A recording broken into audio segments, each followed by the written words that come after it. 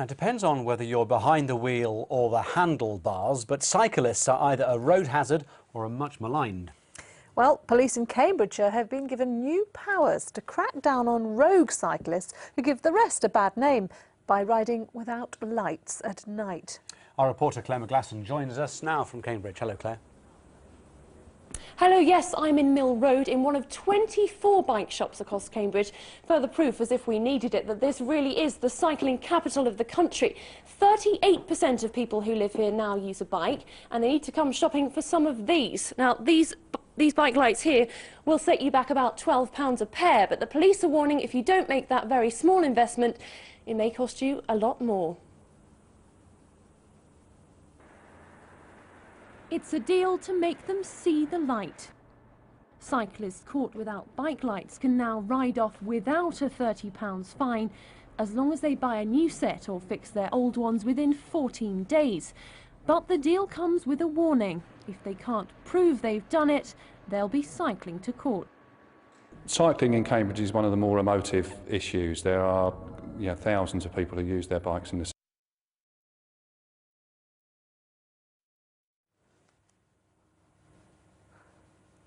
Oh.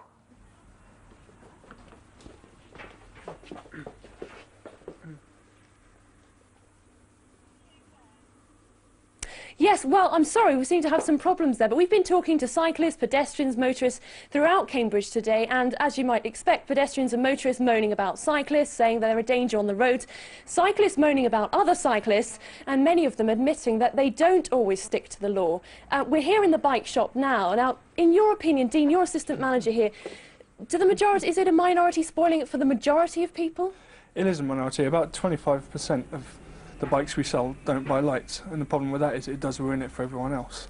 Well, as we heard there, the police are saying instead of a £30 fine, they can be let off that money and use that money to buy lights in a shop like this one. That's obviously good news for you, but I know that you recommend extra precautions, don't you, above and beyond the law? We do.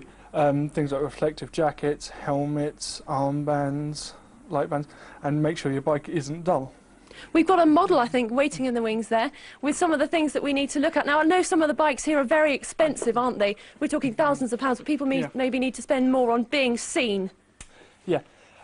Everyone doesn't need to spend hundreds and hundreds of pounds on bikes. If they spent a little bit less on a bike, and things like helmets, reflective jackets, even leg bands and armbands would help the roads a lot better.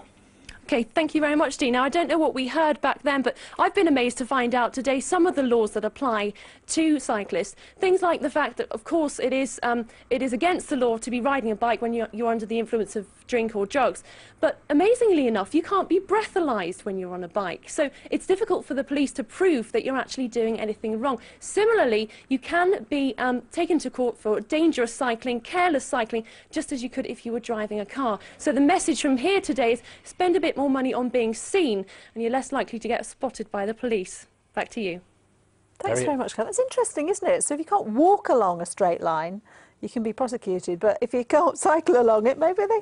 Well, it's fascinating. Very illuminating. Illuminating. Thank you very much, Claire.